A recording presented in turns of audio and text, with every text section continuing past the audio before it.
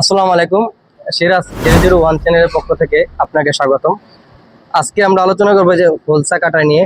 দেখতেই পাচ্ছেন এই হোলসা কাটার আমার এক ভাই কমেন্ট করছিলেন যে ভাই হোলসা কাটা নিয়ে একটা ভিডিও দেন এবং আলোচনা করেন, কিভাবে আমরা পাইবে হোল মারি তার বিষয়ে আজকে আলোচনা হবে। এবং আমার এই ভাই যদি দেখতে পান তাহলে আপনার অনুরোধটা আমি রাখছি, আপনি দেখতেই পাচ্ছেন আপনার কথা মতো আমি কিন্তু ভিডিওটা বানিয়েছি। তো অবশ্যই আমাদেরকে সাপোর্ট দেবেন, আমাদের চ্যানেলটা সাবস্ক্রাইব করে দিবেন সবাই। এবং যারা নতুন আছেন অবশ্যই আপনার জন্য ইম্পর্টেন্ট ভিডিওটা, আপনারা সবাই ভিডিওটা দেখবেন এবং কিভাবে পাইপে হোল মারবেন, ছিদ্র করবেন, এক পাইপ থেকে আরেক পাইপে লাইন নেবেন, ব্রাঞ্চ বাই করবেন, তার জন্য কিন্তু আজকের এই ভিডিওটা। এই যে দেখতেছেন, এই যে আমার হাতে বর্তমানে এই যে একটা 2 ইঞ্চি পাইপের হোলসা, এটা দিয়ে 2 ইঞ্চি পাইপের আমরা হোলসা করে বর্তমানে কাজ চলতেছে। আমি সাইড থেকে এখানে নিয়ে আসছি, এই দেখেন এটা আপনার লাগালে বর্তমানে কাজ চলতেছে। ওকে, তারপরে আমাদের কাছে আছে এই যে দেখেন 1 ইঞ্চির হোলসা, এই যে দেখতেছেন 1 ইঞ্চির। তারপরে এখানে 30 mm এর আছে, 1/2 ইঞ্চির আছে। তো বিভিন্ন বিভিন্ন প্রকারের হোলসা আছে, বাকিগুলো আমাদের অ্যাভেলেবেল সাইডে নাই, স্টোরে আছে। আমরা কিন্তু আমাদের সাইডের মধ্যে বর্তমানে 4 ইঞ্চি পর্যন্ত আমরা হোল করতে পারি এবং হোলের অনুমোদন আছে। এই সাইডের কথা বলতেছি, অন্য জায়গায় আগে পিছিয়ে হতে পারে। তো আপনারা যারা অবশ্যই এই হোলসা কাটারের ভিডিও দেখতেছেন, আপনারা যত ইঞ্চির আপনারা যত ইঞ্চির হোল করবেন, মানে একটা জিনিস মাথায় রাখবেন, আপনি যত ইঞ্চির হোল করবেন, ফর এক্সাম্পল আপনি 1 ইঞ্চির হোল করবেন, তো হোলসা কাটাটা আনতে হবে আপনার 38 mm এর। তো এরকম ভাবে আপনি ইঞ্চির হিসাবে হোলসা কাটার কিনতে পারবেন না। ইঞ্চির হিসাবে যদি হোলসা কাটার কিনেন এবং পাইপে হোল মারেন, তাহলে কিন্তু হোল ছোট হয়ে যেতে পারে, বড় হয়ে যেতে পারে। হোল যদি ছোট বড় হয়, পাইপে লিকেজ আসবে, কোনো কাজে ফায়দা আসবে না, তো পাইপ হোল আবার চেঞ্জ করতে হবে।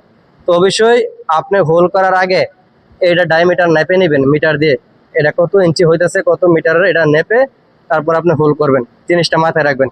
আর এখন আমি আপনাদেরকে সাইডে নিয়ে যাচ্ছি, সাইডে কিভাবে আমরা হোল করতেছি ড্রিল মেশিন দিয়ে, তা আপনাদেরকে দেখাবো। কিন্তু আমাদের কাছে কিন্তু হোলসা কাটারের মেশিন আছে আলাদা।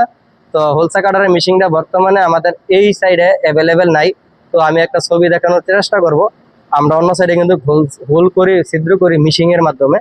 তো এখানে করব ড্রিল মেশিনের মাধ্যমে। ড্রিল মেশিনের মাধ্যমে আপনাদেরকে দেখাবো প্র্যাকটিক্যালি।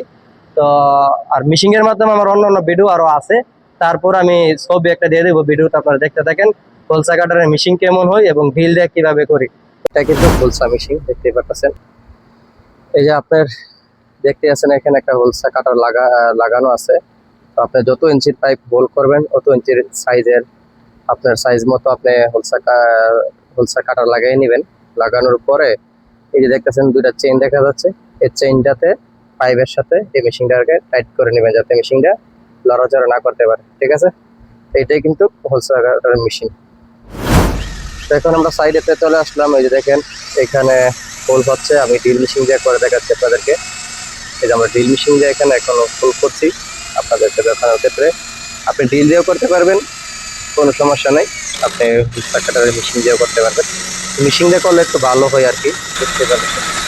আর ড্রিল দিয়ে করলে একটু রিস্ক থাকে, সত্যতার সাথে করার লাগে। এই যে ফুল মেশিনটা কিন্তু হয়ে গেছে অলরেডি, এবং ভিতরে যে কাটার যে টুকরাটা আছে, ময়লাটা অবশ্যই এটা ফেলে দেবেন, কারণ এটা থাকলে কিন্তু ভবিষ্যতে পানির সাথে এটা সমস্যা হবে এবং পানির ফ্লোতে সমস্যা করবে, পানি আটকে যাবে। দেখতেছেন তো।